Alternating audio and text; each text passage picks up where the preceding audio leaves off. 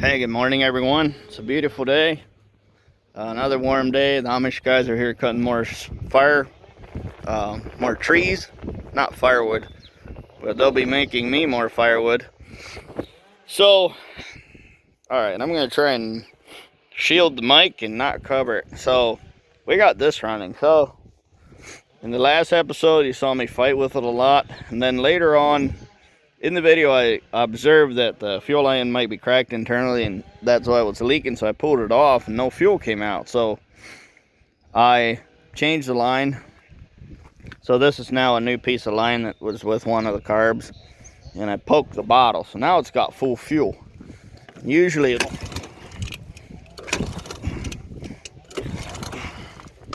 need some choke, but usually it'll pop right off, but I gotta choke it.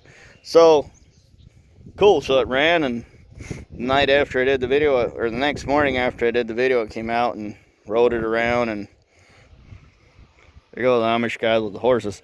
So I rode it around, and it idled a little high, but it idled fine. It was leaking oil everywhere. There's puddles under it, you can see.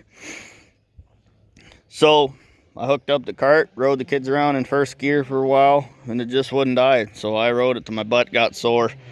Probably almost used all the gas. And it got really hot and smoked and leaked everywhere. But so that brings us to the problem. Here's the problem. I was going to cut it up and turn it into a fat cat because of it's just so far gone and there's no plastics available for it. So here's what is available.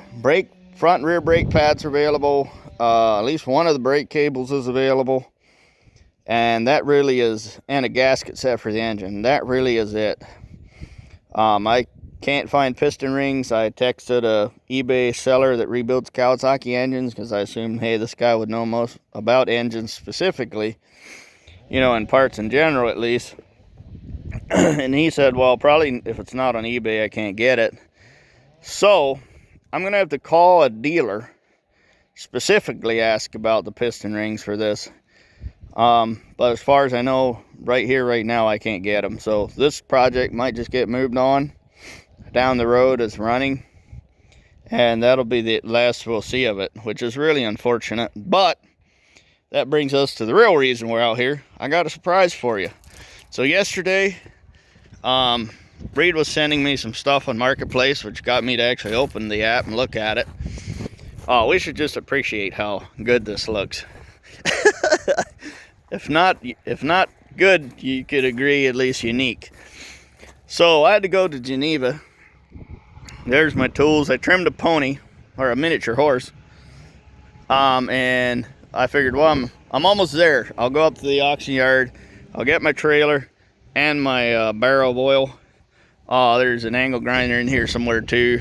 We'll have to see if that even works. Oh, not an angle grinder, it's a sander. Specifically a sander. I'm a Milwaukee Tools guy. I sold these. I know better than calling it a grinder when it's actually a sander.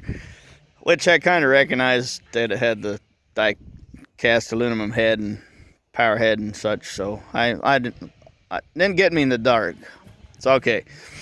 I think they're pretty much the same. RPM and whatnot. So, yeah, they're back there cutting down trees. Hope to leave a little something there. So I went up, I trimmed the horse, went up to the auction yard, grabbed my trailer, and then I checked out the 4Runner for a little while and waited until I got a message from the seller. So the seller was going to let me know. I figured there's people everywhere ahead of me, and I figured I'd drive all the way to Williamson up on Ontario Lake and get nothing. So you never know. Seller might tell 3 or 5 people to come, and then just whoever gets there first. But most people don't want to get into a fist fight with their Marketplace sellers, so they're smarter than that. So anyway, he was very nice, and he let me to these first, I guess. I'm just surprised no one else was there first, because I was outside of Geneva at 5 o'clock, and it took me 35-40 minutes to drive up there because it's a long way, and I had the trailer. This truck's a 4-cylinder. It's pretty slow, and I'm trying to save gas wherever I go. But I did get up there, and they were still here. So these are two 1984 ATC 200S's. They're the same year model, same spec. So he had this one for 10 years, never got it to run. He got it to cough, and that was really it. The pull cord's here, the gas tanks are here, the seat's in rough condition, it's here. The plastics are broken apart, but they're here. There go the horsies with another log. So this one,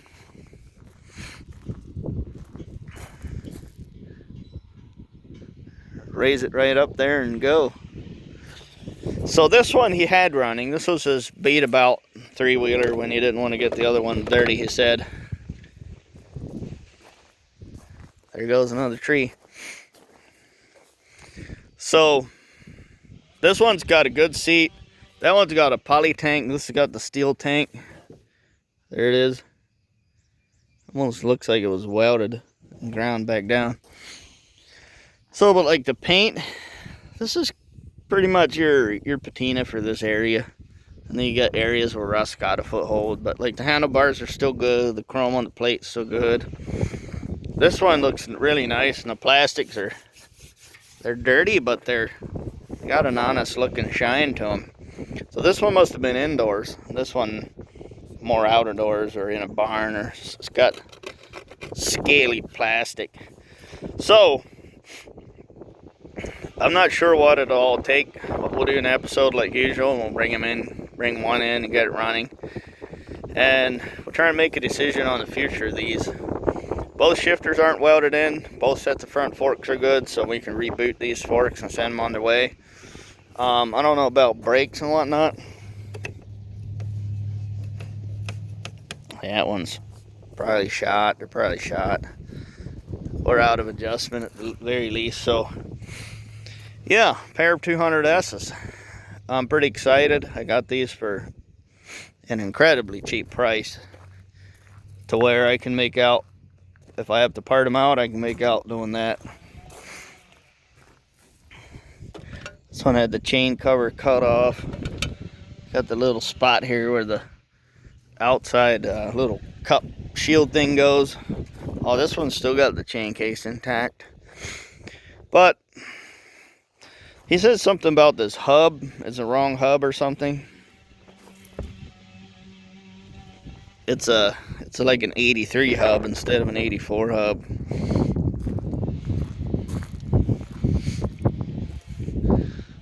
Yeah, they're a tiny bit different, so I don't know why they wouldn't work. The studs are all bent. That might be the issue. So that's it. That's what we did yesterday, and pretty unexpectedly happened, but it all came together, and now we're the owner of 3 3-wheelers and 4 4-wheelers. 4 4-wheelers, 3 4-wheelers. 3 3-wheelers and 3 4-wheelers.